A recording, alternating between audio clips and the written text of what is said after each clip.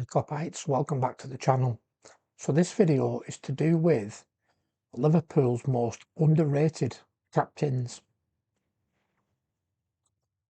When people talk about Liverpool captains, you always hear the same names. Graham Souness, maybe Alan Hansen. What about the others? The lads who led by example, not just headlines.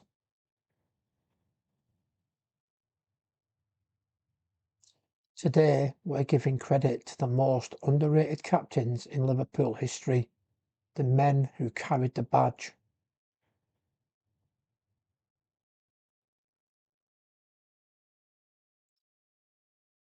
I mean, a lot of people talk about Gerard Houllier, Steven Gerrard, don't they? And people like that, Emlyn Hughes. But we're going to talk about people that maybe don't really get talked about nowadays. So we've got Ron Yates, the original Colossus, 1961 to 1970. Bill Shankly called him a Colossus, and he meant it. When Ron Yates walked into Liverpool, he transformed the mentality of the club. He was 6'2", commanding, and tough as nails. Shankly literally told journalists to walk around him when he first arrived, just to see how massive he was. Yates captained Liverpool to their first ever FA Cup in 1965, the foundation of everything that followed. Phil Neal, the quietest winner, 1984 to 1985. 8 major honours as captain. Let that sink in. Phil Neal didn't shout or seek the spotlight. He just led by consistency. The only player to feature in 4 European Cup finals for Liverpool. And he scored in 2 of them. When Souness left, Neal stepped in during a tricky transition. And he handled it with pure professionalism. No fuss, no drama, just excellence. Sami Hyypiä, the silent wall, 2002 to 2003. When you talk about leadership without ego, you talk about Sami Hyypiä. He was calm, composed and classy, exactly what that early 2000s squad needed. He captained Liverpool to the 2003 League Cup win and guided younger players through turbulent years.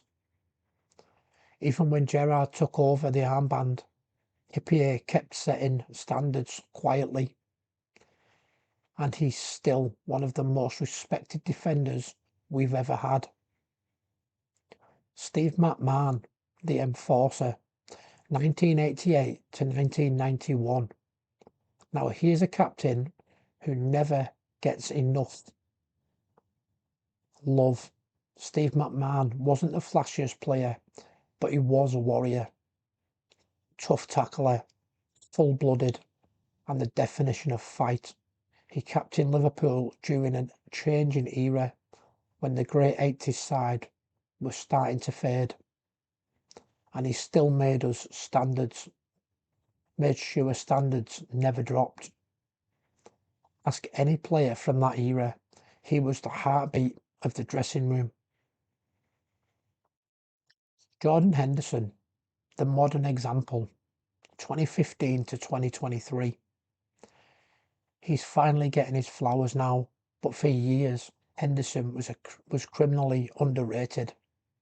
The guy followed Steven Gerrard, talk about pressure, and all he did was lead Liverpool back to the top of the world, Champions League, Premier League, World Club Cup, and off the pitch, a true leader, from charity work to standing up for teammates. Henderson might not be a flashy captain, but is one of the most important in the club's history. Emlyn Hughes, Crazy Horse, 1970 to 1979. If you ever wondered where Liverpool's never say die spirit came from, look no further than Emlyn Hughes. He was nicknamed Crazy Horse for a reason. He played with a smile, but he was absolutely fearless. He captained Liverpool to their first European Cup and UEFA Cup doubles, and his energy was contagious. You couldn't help but love him. James Milner, the ultimate professional vice-captain, 2015 to 2023. Alright, he was technically vice-captain under Hendo, but James Milner deserves a spot here. He led by actions, not words. When Klopp arrived, Milner became the standard setter in training. You never saw him complain, even when filling in at left back for a full season. He's the type of captain every manager dreams of, reliable, disciplined, and respected by everyone. So there you go, Liverpool's most underrated captains, the ones who didn't always make the headlines, but without them, we don't become the club we are today. For Ron Yates, laying the foundations, to Hendo and Milner keeping the fire burning. That's the Liverpool way. Drop me a comment about anything you want to do with our previous captains. Do you want to talk about Virgil van Dijk? Do you think he competes with them? Yes, he was captain last season when we won the Premier League. But does he compete with Ron Yates, Steve McMahon? I don't know, to be honest. That's it for now. Take it easy.